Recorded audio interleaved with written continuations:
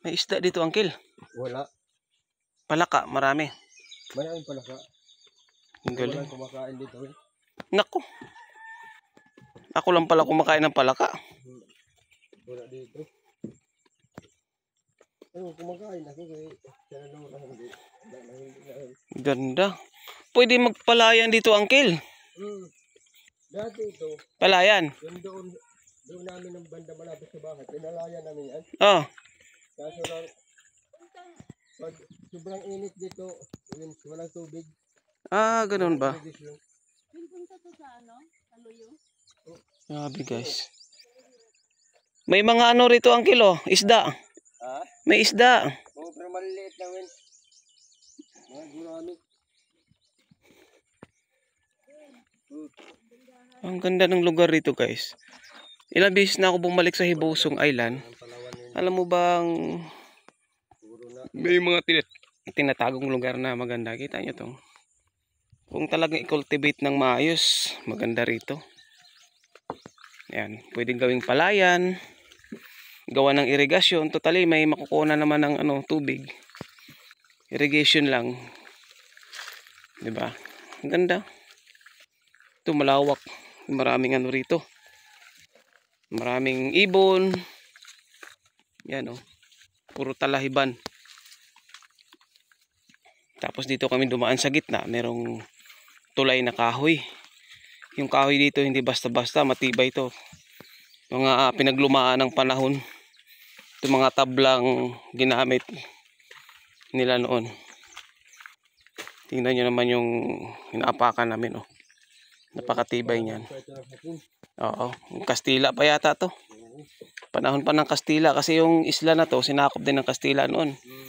At saka sa madaling salita, ang lugar na isla na to ay dito rin dumaong si Magellan, o di ba? Ito yung islang Hibosong. Pakalawak ng basak. Malapit na Humunhun.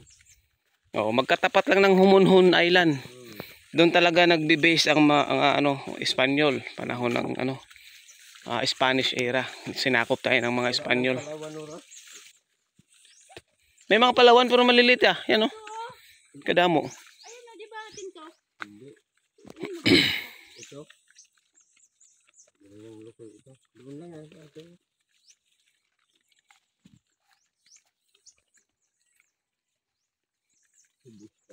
Ganda. Bagnot. Mabagnot talaga kay kung pabayaan mo. Mabagnot na yan. Tagal mo na wala tayo eh. Ilang taon na kayong hindi nakapunta rito?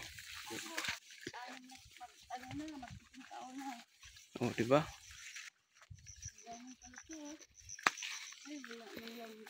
Yung pandan, guys.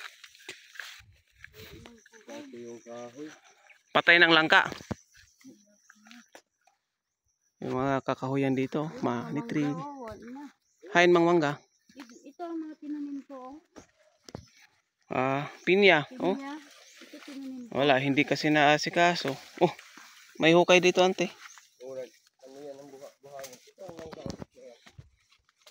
Yan. Wala na oh. Daming pinya rito ah. Kaso walang bunga. Pinutol-putol yan yung pala oh. Dami itong langka na. Pinuto lang. Ay, langka pa yan oh. Ito ano. Basta may bunga. Kasama yung...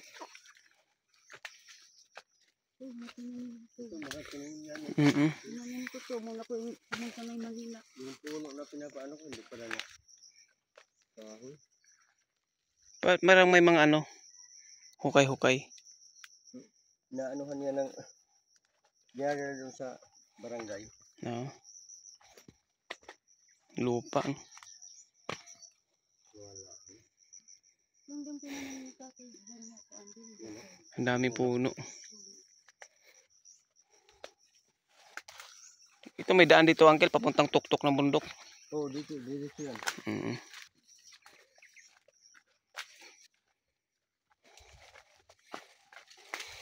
Wala. Hindi kayo nagmaisan dito, no? Hindi uso dito mo. Yung mais. Oo. Wala nang Palawan. Dahil Palawan ito dati. Oh.